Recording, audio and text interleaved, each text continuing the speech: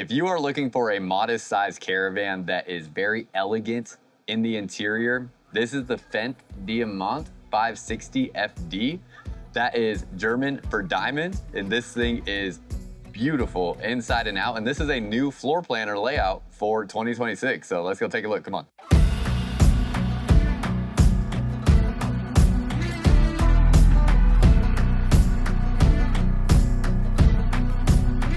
What's up, everybody? Or since we are here in Europe, now saying hello, since that's the proper greeting out here. Very cheery, fun, bright people out here. It's been a lot of fun showing all these caravans for you guys here in Europe. And this is yet another model that we're taking a look at that is just really interesting in terms of the layout inside. Plus, this is one of Fendt's flagship models, Fendt being one of the top selling, and top market share caravans here in Europe. And you can tell they have a absolutely beautiful display here at Caravan Salon in Düsseldorf, Germany. So really nice display here, really cool model that we're taking a look at. This is the 560 FD. Tell on the outside, just looks fantastic, but we'll get to more of that when we come back out. And then we have a single axle setup here.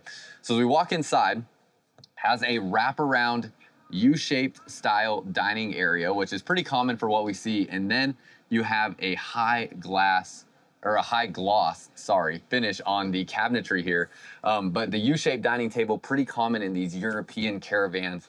In the United States, we have a lot of RVs and things like that in this size that will have recliner seats somewhere. That is not something that they do here in Europe. So it's very different.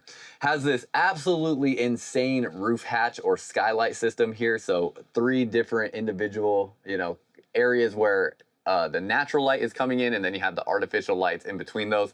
So absolutely huge space there for a ton of natural light to come into the space. And then the color tones, you can tell they're very, contrasting in how they have that white glossy finish on the cabinets, and then more of like it's like a natural wood finish on here. There's no gloss finish to that at all. Had to make sure and go and look at it. Yeah, it's almost like a matte finish, not quite, but definitely has a nice contrast. Very great hinges on the construction there for these cabinets, soft close on those, and then you'll have the cabinets all the way around this dining area. Underneath your dining space, you will have storage access and different access to various different components through here. So this is your Truma heating system right there. That looks like that may be the water heater right there, and likely an exhaust going out from that water heater.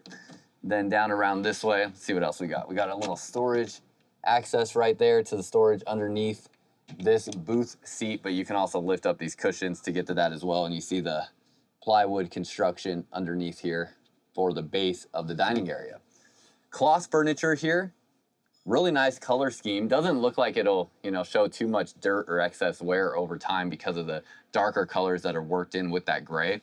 Really nice accent lighting. You see that in the grab handle coming in, how there's the lights that shine through that, almost what might be like an acrylic centerpiece for that design. So certainly some high level of design there with what we see from some of the stuff in Europe that we don't see a whole lot of in, towable RVs or caravans in the United States. So that's your dining area. This also can drop down and make into a sleeping space if you need to make this into another bed for somebody. So you can drop this table down. It's a pedestal style table that's freestanding, and you can use these back cushions to make this into a bed there. Have some storage, or not storage, but some shelving back along the back corner with some outlets. And then that is pretty much everything here. USB ports in that corner. Then we get to our kitchen space. Now the kitchen space is certainly the most modest space in this floor plan, as there's not a whole lot of countertop space to work with, but you do have your sink here, and it has a 3-burner stove. Glass covers for both of those, so you can use it as countertop space when needed. Oven down underneath there, and then we have your drawer construction here. Seen this in a lot of different caravans out here, having these metal side pieces. And then pretty standard on that. These are usually rated for about 10 kilograms out here. And then those are soft close. So nice design. Have that, chrome finish on these. Definitely pops a little bit with that. And then we turn this way and you have your TV here. This TV is going to swivel both directions so you can see it from your dining area or the bed. And this is a fake TV here, so I couldn't say for sure if it's going to actually come with a TV or if you would install your own TV as the owner. refrigerator and freezer portion right as we walked in. See, it opens both ways. This is something I didn't realize or think to show until just today. I filmed probably like over 30 RVs before this, and many of them had this feature, and I just forgot to show it or didn't think about it, but it does open from both sides. Bug screen on the entry door, and we got our controls up here. You can see lighting controls there, battery stuff, and your water heater. I haven't played with all these buttons, and I don't want to mess with too much because I don't want to start turning on and off stuff that doesn't need to be messed with. But then you have your Truma controls there as well for your water heater. And this might actually be for the heating system on the whole coach too. It looks like it is. So there may be a radiant heat system through here. We'll figure this out as we kind of go through. And actually maybe not, because I am seeing some heat ducting coming under here. So let's look at the bed. This is a large bed. This is closer to almost that of like a king bed than a queen. It seems a bit wider than a traditional queen size bed. So for European standards especially, this is one of the larger beds that you will find. Really good size on that. Certainly adequate space for 2 adults, and even enough space for, you know, a dog to get up on the bed with you potentially too, if you're somebody that owns a dog or a pet and has a pet sleep in the bed with you. I know in America, I've had various different clients that have purchased RVs from me that are insistent on a king size bed simply because they have a dog that sleeps in the bed with them. So I know not everybody feels the same way about that, but if that is something that you consider, there you go. Really good storage space through here. That's pretty deep shelving for this space here. And then you have your clothing rod up over top. So you have that there. And then we see some things here in Europe that kind of make things look cleaner and more cohesive. So we have some electrical components in here. And although these are placed in this closet, they do have these, you know, plastic pieces here that conceal all the wiring. So it gets it nice and out of the way and makes it look clean and cohesive through that space. So that's a little bit of your storage. Right here we have a little tabletop space next to the bed, outlets, USB ports, and a little more storage here. Now my favorite part about this floor plan is what is behind this door, because this bathroom is not like most bathrooms in European caravans. See your mirror right there, and then as we step up into this space, we actually have not just a shower, but one of the largest showers I have seen in a caravan this size. I have truly not seen anything this big here in Europe. So when I step into the shower, ceiling height is good for probably about, gosh, that's gotta be good for at least like 6'5", almost 6'6". And there is so much room in here. This is the roomiest shower in a caravan, or a towable caravan, that I have seen. So really nice there. Shower head sits as high as it can go up to the ceiling. You got some lights in here as well. You got lighting back behind the shower feature. This is something we don't do in the United States. We don't have any of these shower features that have lights behind them. I think that is really nice. It looks elegant and it just brightens up this space so you have good lighting. And then this is all waterproof materials all the way around. So even like the ceiling, this is all a fiberglass material. Got a skylight here in the restroom, or a roof hatch.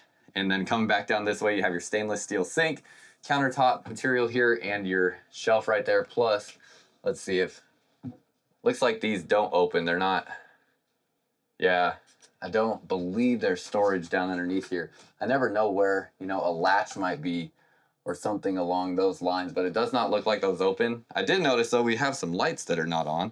So let's find the light switch right here. There we go.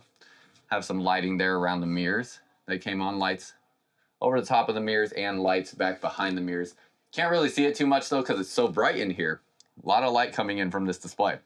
Have your toilet. It is a cassette style toilet, which is the standard or norm here in Europe. So you have that cassette style toilet with the removable black tank from the outside of this caravan. And that's pretty much everything here in the bathroom, but really nice space that you actually, you know, can close the door in here, have your own complete privacy here in the bathroom. So really nice practical design. Now in America, I don't know if Europeans feel this way as well, but a lot of Americans don't always like floor plans like this because their argument is if you have guests, they don't want guests to have to walk through their bed space into the bathroom. But that's also because in America, we have so many different caravan options that are going to completely separate your living space from your bedroom space. So I'm talking like you have your sofa and recliners and everything in a living room, and then your bed is all the way on the other side of the caravan and it's in its own enclosed space. It's not connected to the rest of this area. So they get more, you know, separation. Here in in Europe, I feel like the bed kind of being in the same area as your living room and whatnot, and your kitchen is much more common.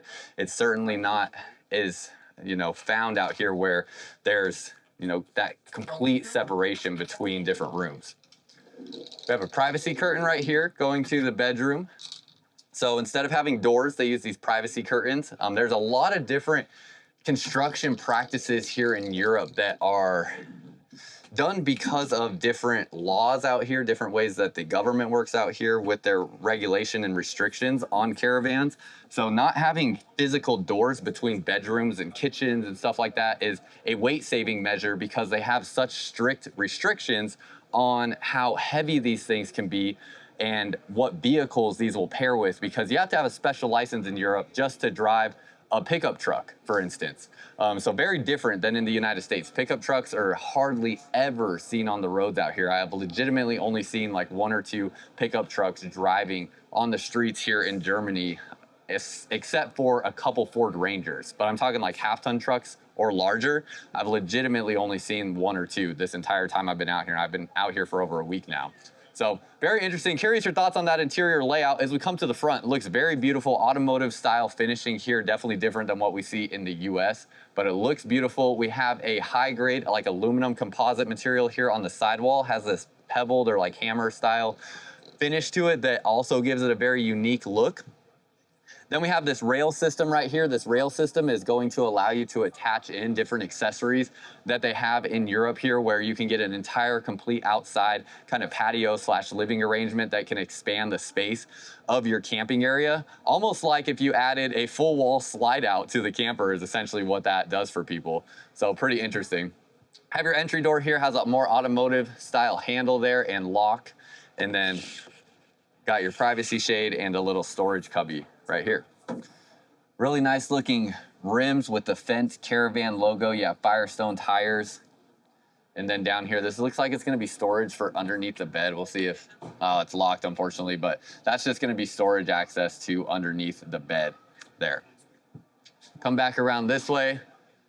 Up on the roof, that's all gonna be fiberglass material as well. So you see a higher grade of finish on the outside. And again, that goes to some of the standards here in Europe. I've even heard people discuss and talk about how out here they have to go through a crash test rating and stuff so that they don't crumble when they, you know, if they were to roll over or anything like that, which is not something that we have in the United States.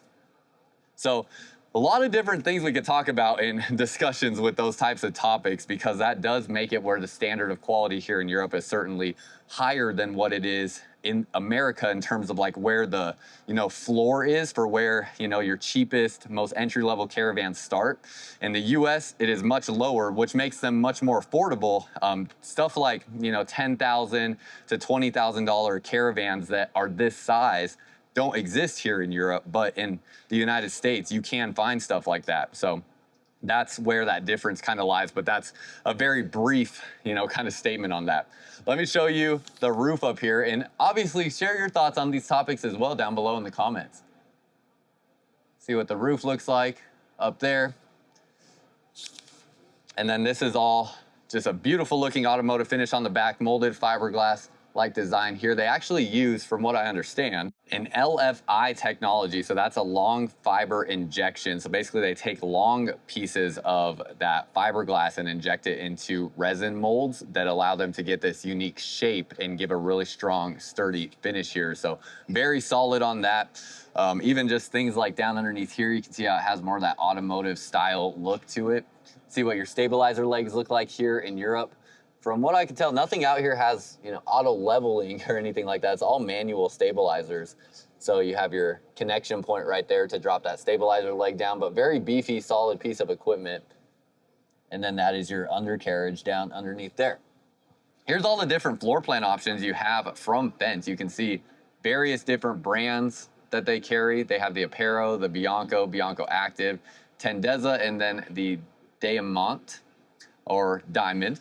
And a huge selection of options, but this Diamant is definitely the, you know, flagship, most premium product. You can tell with the high gloss finishes and stuff like that. Let's finish off with going through the specs and the pricing, and then we'll wrap this up.